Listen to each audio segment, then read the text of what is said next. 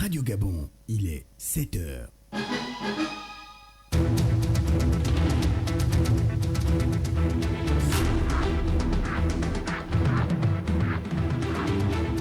Le journal.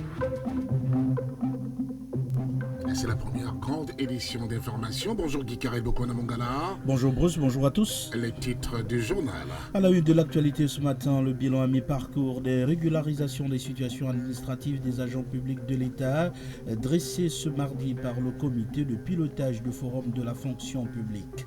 À Libreville, on a procédé hier par visioconférence à l'ouverture des travaux de la 13e réunion de l'équipe multidisciplinaire du bureau sous-régional de la FAO pour l'Afrique centrale. Les débats tournent autour du renforcement de la résilience et la transformation des systèmes alimentaires face à la Covid-19 et ses impacts sur la sécurité alimentaire et nutritionnelle. À l'étranger, la Cour pénale internationale délibère sur l'avenir judiciaire de Laurent Gbagbo et Charles Blé Goudé ce mercredi. Les deux hommes avaient été acquittés en première instance début 2019 de crimes contre l'humanité et de crimes de guerre dans le cadre des violences commises entre décembre 2010 et avril 2011 suite à l'annonce des résultats présidentiels. Voici pour le sommaire, mesdames, messieurs, bonjour, bon réveil matinal et bienvenue à cette édition d'information, la première grande session de la matinée sur Radio Gabon, la référence.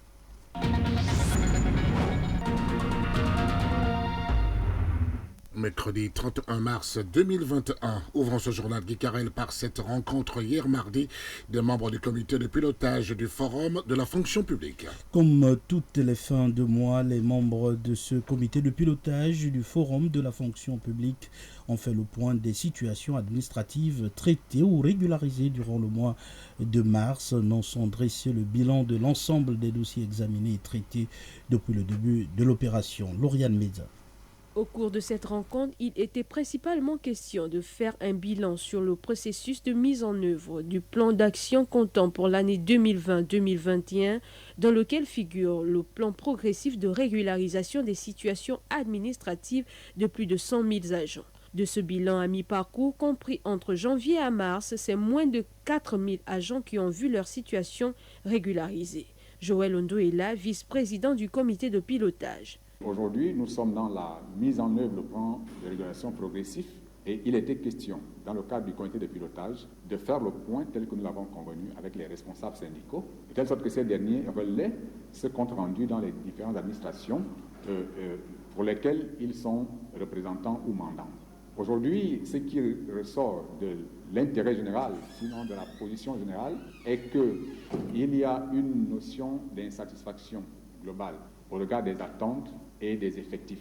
On peut noter également la tendance baissière, parce que nous avons commencé en 4 et on se rend compte qu'en février, ça décroît considérablement et aujourd'hui, on se rend compte que ça a voulu se rattraper. Une situation déplorable et qui n'a pas fait l'unanimité. Pour Fridolin Vemessa, le gouvernement doit s'atteler à résoudre cette situation et ce, dans les plus brefs délais. Lorsqu'on fait le bilan à mi-parcours, on se rend compte que la vitesse de croisière n'est pas encore atteinte.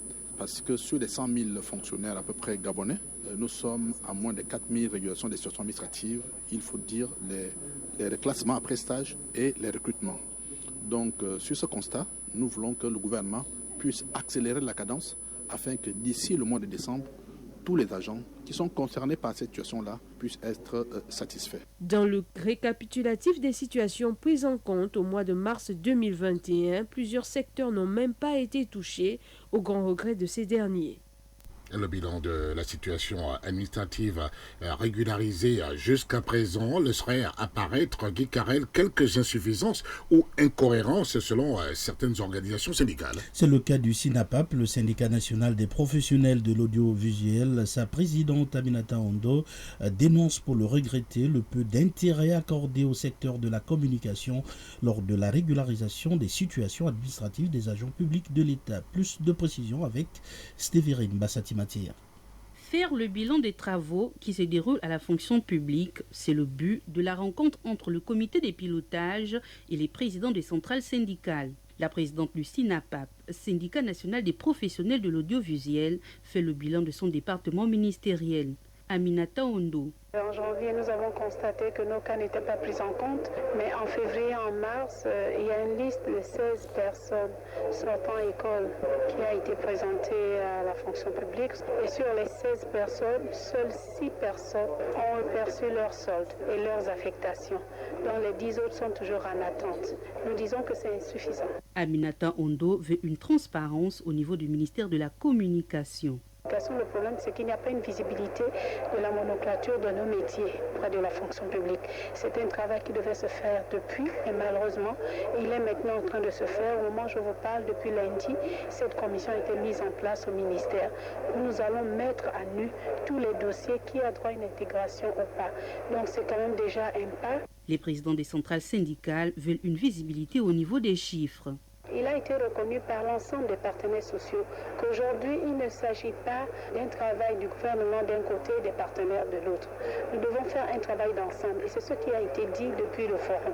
Aujourd'hui, il faut que ces chiffres-là qu'on nous présente là s'accompagnent des listes de services et les recrutements directs aussi soient visibles pour qu'on sache que ça, ce sont des gens qui existent réellement, qui travaillent là depuis longtemps et qui ont un poste de travail. Tous les départements ministériels ont reconnu que les chiffres qu'on nous présente ne sont pas forcément vrais parce que ça ne s'accompagne pas des listes. Adopté en Conseil des ministres du 20 novembre dernier, le plan d'action 2020-2021 tablait sur la mise en œuvre des 31 propositions parmi les 144 recommandations du Forum de la fonction publique. Déjà, 1044 situations administratives ont été régularisées. En tout cas, Stéphane Bassati, il faut indiquer que sur l'ensemble, ce sont 2313 situations administratives qui ont été régularisées de janvier à mars 2021. Il est 7h07. Vous êtes sur Radio Gabon, la référence. Pour la suite de cette session d'information, nous parlons des soutenances à l'Université des sciences de la santé. Depuis plus d'une semaine, les candidats au grade de docteur en médecine et docteur en pharmacie se succèdent devant les jurys composés d'éminents professeurs gabonais et expatriés. Sur l'ensemble, tout se passe normalement, comme nous le rapporte notre reporter Joanita Atam pour le compte rendu. Ils sont au total 88 étudiants en médecine et en pharmacie qui soutiennent leur thèse de doctorat en vue de l'obtention du diplôme d'État. Débuté le 22 mars dernier, les soutenants se déroulent dans le strict respect de mesures barrières. Les impétrants passent à tour de rôle pour défendre le résultat de leurs recherches et ce devant un jury mixte composé de professeurs nationaux et internationaux. Professeur Jean-François Meillet, doyen de la faculté de médecine, revient sur le déroulé de cette 38e promotion. C'est l'une des plus grandes promotions que nous ayons eues et malheureusement qui se passe dans un contexte particulier. Ces soutenants se tiennent alors que nous sommes dans une situation socio-sanitaire difficile. Donc nous avons tenté de faire venir nos collègues de l'extérieur comme nous le faisons souvent. Malheureusement, l'augmentation des cas de Covid nous a dissuadés. Et nous nous sommes résolus à faire des soutenances avec eux, avec nos collègues extérieurs, mais par visioconférence. Ce qu'il faut savoir, c'est que les soutenances actuelles sont les soutenances pour avoir le diplôme de docteur en médecine et le diplôme de docteur en pharmacie. Parmi les postulants, Magdali Manfumbi, le nouveau médecin, dévoile le thème de sa thèse. J'ai soutenu ce matin sur les fractures de l'utérus. Ce sont des pathologies qu'on rencontre en chirurgie orthopédique. Essentiellement, ce sujet me tenait à cœur parce que c'est des gestes anodins qui entraînent ça. Et mon étude au Centre hospitalier universitaire d'Ovendo a mis en évidence que ce sont les femmes qui sont plus atteintes, contrairement à d'autres pays où ce sont les hommes. Après plusieurs années d'études, la jeune docteure n'a pas manqué d'exprimer sa satisfaction au sortir de cette épreuve. C'est ouf, comment je peux dire ouf de la gloire. Les soutenances se poursuivent jusqu'à la fin de cette semaine qui sera suivie de la remise des diplômes aux impétrants dans les locaux de l'Université des sciences de la santé. Et puis l'ouverture hier mardi par visioconférence des travaux de la 13e réunion de l'équipe multidisciplinaire du bureau sous-régional de la FAO pour l'Afrique centrale. Les travaux de cette 13e réunion ont pour thème renforcer la résilience et la transformation des systèmes alimentaires face à la pandémie de la Covid-19 et ses impacts sur la sécurité alimentaire et nutritionnelle. L'objectif étant d'échanger sur les défis et potentiels potentielles solutions pour une meilleure exécution du programme du Fonds des Nations Unies pour l'alimentation au niveau national et sous-régional. Les précisions avec Fabien Guillaume-Quinvelle.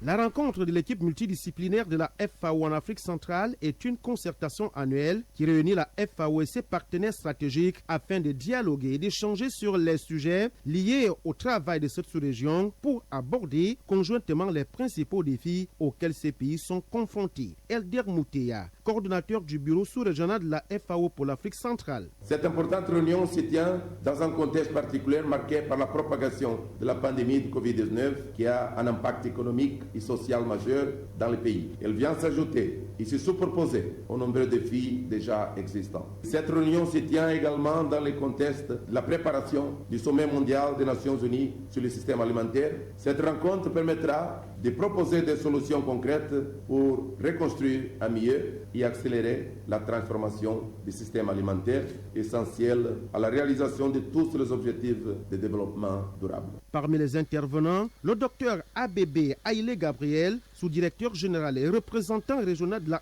FAO pour l'Afrique, puis le président de la commission de la communauté économique des États de l'Afrique centrale. Ce dernier a présenté la fragilité de la sous-région dans les systèmes d'approvisionnement alimentaire dus à la pandémie du coronavirus. Gilberto da Piedad Verissimo. La pandémie de la COVID-19 a particulièrement mis de manifeste depuis bientôt un an la fragilité de nos systèmes d'approvisionnement alimentaire, ainsi qui a mis également en évidence les défis inhérents au dit système et la résilience des systèmes alimentaires en général et des chaînes d'approvisionnement alimentaire actuelles en particulier. Cette conjoncture nous interpelle tous quant à la nécessité d'agir avec célérité afin d'inverser la tendance en procédant à la mise en place des systèmes alimentaires plus inclusifs, durables et résilients. Au terme de ce rendez-vous qui s'achève ce 31 mars 2021, plusieurs résultats sont attendus, notamment le renforcement du mécanisme de coordination et de partage des ressources en communication et la visibilité de la FAO et le renforcement de la résilience des institutions, ménages et individus et l'optimisation qu'offre la digitalisation de l'agriculture face à la COVID-19. Fabien Guy, il faut préciser tout de même que tout au long des débats, les discussions vont surtout porter sur l'équilibre genre, la nutrition et la gestion durable des ressources naturelles. Et pour sa part, le ministre en charge de l'agriculture qui a par ailleurs souligné l'importance d'une telle rencontre et les thématiques abordées est revenu dans son discours circonstanciel sur les efforts consentis par le gouvernement gabonais pour maîtriser l'impact de la pandémie de la COVID-19 sur les systèmes d'approvisionnement alimentaire. Écoutons le ministre Biendi Maganga Moussavo dont les propos ont été recueillis par Fabien Guy au Quinville. Et ce qu'il faut retenir de cette pandémie de la Covid-19, d'un point de vue alimentaire, c'est que les systèmes alimentaires ont été largement perturbés. Nous avons vu dans les pays qui sont les principaux exportateurs vers le continent africain de leurs produits, nous avons vu que les systèmes alimentaires sont totalement perturbés, avec des mesures de confinement, avec la restriction du temps de travail. Nous avons vu une désorganisation de la production, une désorganisation de la chaîne logistique. Nous avons vu également que malgré tout, nos pays restent largement importateurs de denrées alimentaires. Pour le cas du Gabon, c'est près de 450 milliards de francs CFA que nous importons. Nous avons vu que dans cette perturbation de nos systèmes alimentaires, nous faisons face à l'entrée sur notre continent, sur notre sous-région, de produits surgelés qui viennent largement concurrencer la production locale. Nous voyons clairement qu'il est temps que nous fassions de manière encore plus déterminée notre révolution agricole, une révolution qui nécessite que réellement nous nous tenions la main et que nous mettions en œuvre réellement cette vision portée par nos chefs d'État à Maputo et à Malabo, de faire de l'Afrique une Afrique qui soit réellement autosuffisante avec tous les engagements qui ont été pris par les chefs d'État en matière budgétaire, en matière de scorecard qui nous permet de voir les différents efforts que nous devons réaliser en termes de mise à disposition du foncier agricole, en termes de formation, en termes de mise à disposition au profit de nos acteurs, que ce soit les éleveurs ou les agriculteurs, d'intrants de qualité qui sont la condition sine qua non à la mise en œuvre d'une politique agricole qui soit efficace et pertinente.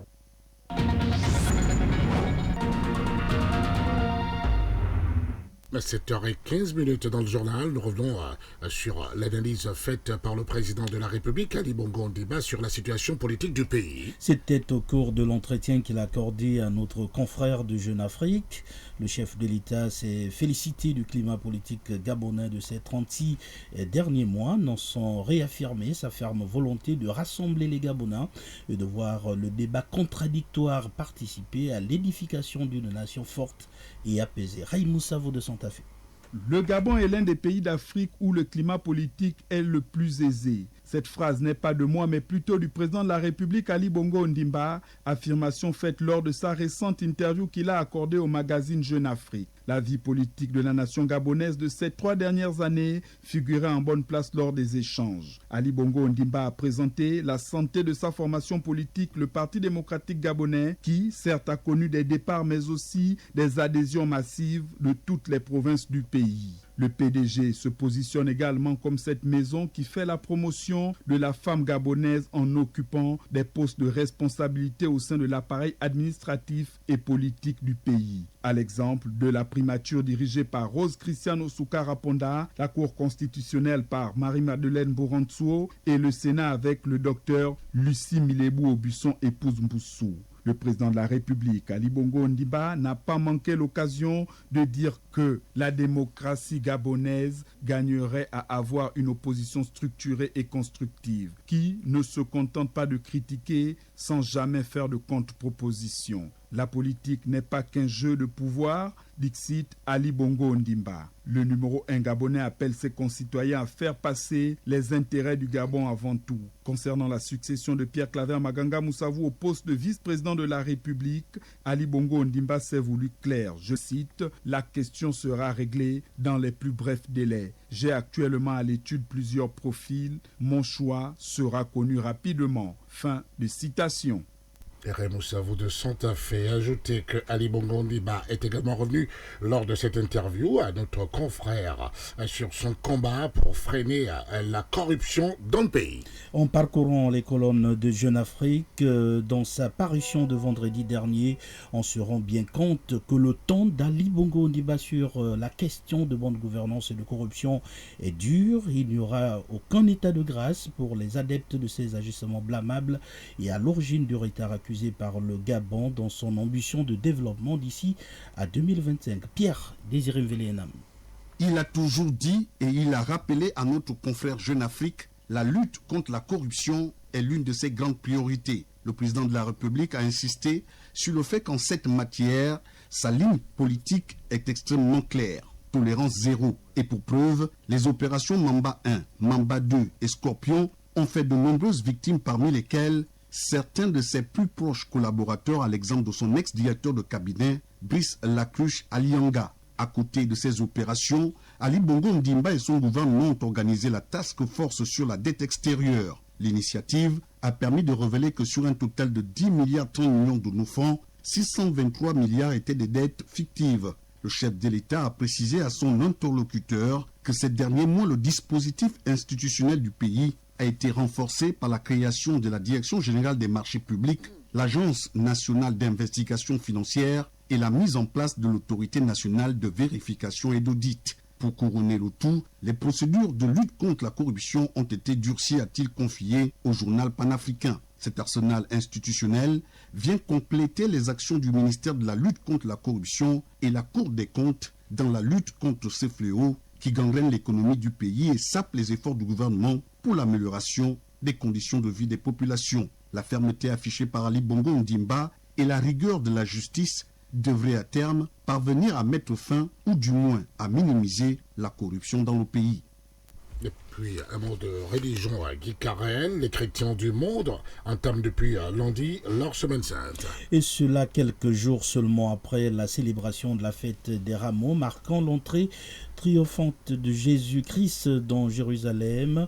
La semaine sainte commémore pour sa part la passion du Christ autour de sa mort et sa résurrection. Bernadette Zanilly pour les détails de cette semaine sainte à Libreville. La Semaine Sainte est un moment particulier pour les fidèles du Christ invités à vivre le mystère chrétien à travers la prière, le partage et la pénitence. Sur les festivités de la célébration de cette semaine au niveau de l'archidiocèse de Libreville, l'abbé Serge Patrick Mabikassa s'explique. Les prêtres de l'archidiocèse de Libreville, tous les ouvriers apostoliques, se sont réunis au monastère des Clarisses à Issassa pour un temps de recollection et un temps de prière, une mise à l'écart en vue d'entrer dans cette célébration des offices de la Semaine Sainte. Au nombre des activités prévues durant cette période, la célébration ce mardi de la première messe chrismale de Monseigneur Jean-Patrick Ibaba, nommé le 12 mars 2020. Si cette messe est dite chrismale, c'est parce qu'il y a bénédiction des huiles.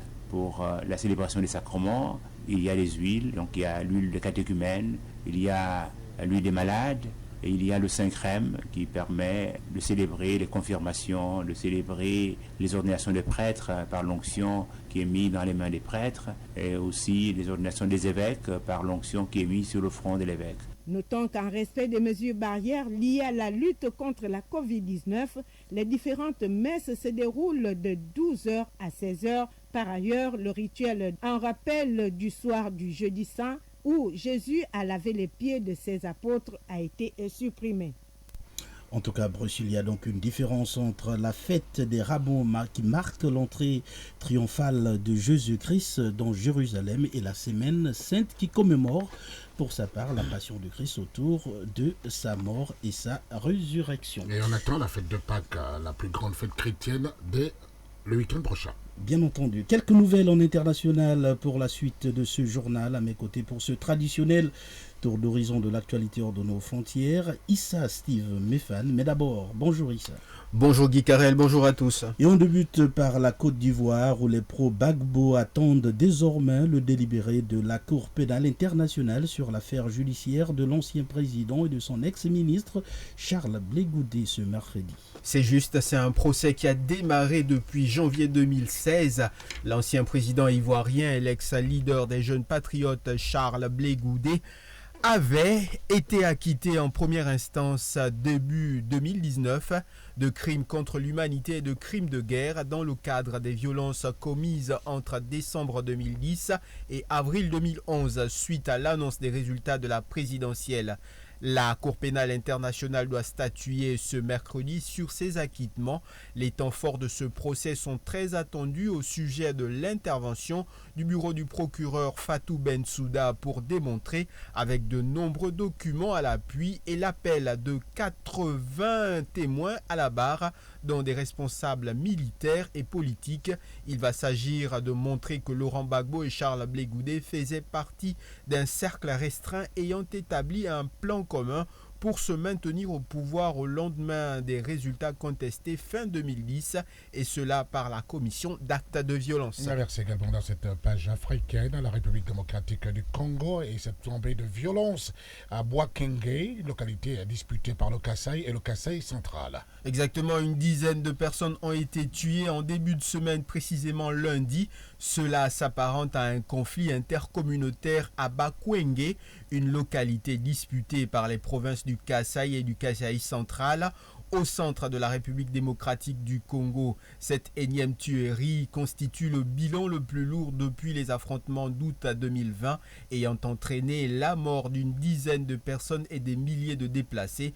Une crise persistante dans cette partie de la République démocratique du Congo où des conflits ont été aggravés suite notamment au découpage territorial. Le Mali, l'Afrique de l'Ouest et cette enquête de l'ONU, l'Organisation des Nations Unies, qui conclut qu'une frappe de Barkhane a tué des civils en janvier dernier à Bangui. Exactement, ce rapport des Nations Unies, ce jour-là, le 3 janvier 2021, il y avait bien une cérémonie de mariage dans le village malien de Bounti, situé dans le centre du pays. Cette célébration a réuni une centaine de personnes, en majorité des civils.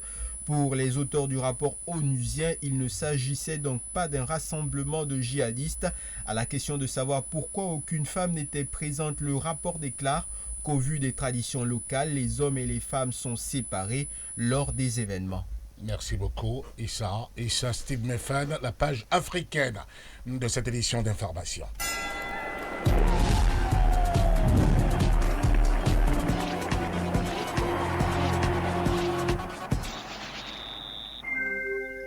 Allez, on parle au sport à présent avec Berlek Lekoba. Bonjour Berlek. Bonjour Bruce, bonjour à tous. Ça va bien Berlek? Très bien ce matin. On commence Berlek avec du handball ce matin. Et bien sûr le bureau fédéral qui se retrouve, le bureau fédéral de handball dans notre pays qui se retrouve dos au mur en face aux exigences du ministère des Sports. Oui, un bureau dirigé par Ange-Marie Mikila et en poste depuis le 17 décembre 2016. Un mandat arrivé à son terme depuis le 15 décembre dernier dans un silence complet de la Fédération gabonaise de handball et malgré les exigences du ministère de Sport sur le renouvellement des comités exécutifs des différentes fédérations. Finalement programmé pour le 15 juin par la FEGA Hand, le ministère est revenu à la charge pour exiger la tenue de l'Assemblée générale élective au plus tard ce 31 mars, c'est-à-dire aujourd'hui. Un timing inconfortable pour obtenir un représentant de la Confédération africaine de handball dont la présence engage la validité du scrutin. Timing imparfait également pour l'appel à candidature qui doit respecter un délai d'1 mois.